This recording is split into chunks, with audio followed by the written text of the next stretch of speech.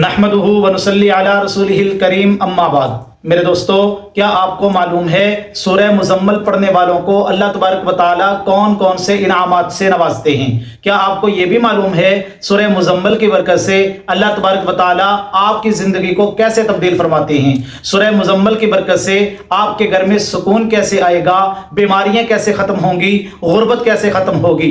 ان تمام انعامات کو حاصل کرنے کے لیے سورہ مزمل کا طاقتور وظیفہ میں آپ کو بتلاؤں گا، اس کو کریں انشاءاللہ پھر کمالات دیکھیں۔ میرے دوستو، سورہ مزمل قرآن مجید کی طاقتور ترین سورتوں میں سے ایک عظیم سورت ہے۔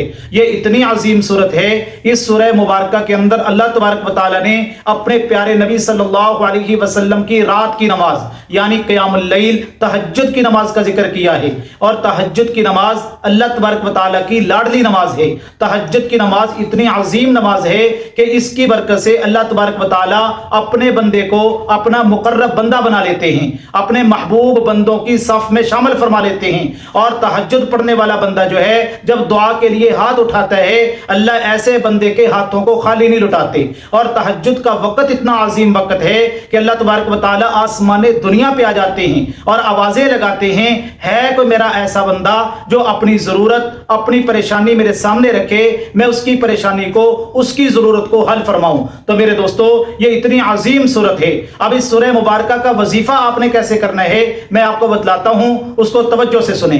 دیکھیں، آپ نے روزانہ سورہ مزمل کو 11 مرتبہ پڑھنا ہے، اور اس کا طریقہ کار یہ ہے، آپ فجر کی سنتوں اور فرضوں کے درمیان 1 مرتبہ سورہ مزمل پڑھیں۔ یعنی پہلے فجر کی سنتیں پڑھ لیں، سلام پھیرنے کے بعد فرضوں سے پہلے 1 مرتبہ سورہ مزمل کی تلاوت کر لیں، اور ہر نماز کے بعد 2 مرتبہ پڑھ لیں۔ 5 نمازیں ہیں، 5 دونی 10، اور فجر کی سنتوں اور فرضوں کے درمیان 1 مرتبہ آپ نے پڑھ لی، تو یہ روزانہ 11 مرتبہ ہو گئی۔ آپ اس طرح 11 مرتبہ 21 دن یہ عمل اور وظیفہ کر لیں، انشاءاللہ اس کی برکت سے اللہ آپ کے گھر سے غربت کو ختم فرما دیں گے۔ اگر آپ مالی پریشانی کا شکار ہیں، آپ کے روزمرہ کے جتنے بھی کام ہیں ان سے مشکلات ختم ہونے کا نام نہیں لے رہی، آپ کے گھر کے اندر رزق کی وجہ سے آپ پریشان ہیں، آپ کے گھر کے معاملات ٹھیک نہیں ہو رہے، اگر آپ مقروض ہیں اور قرضہ آپ سے اترنے کا نام نہیں لے رہا اور قرضے میں آپ ڈوب چکے ہیں، اگر آپ کا قرضہ پہاڑوں کے برابر بھی ہوگا، انشاءاللہ اس عمل کی برکت سے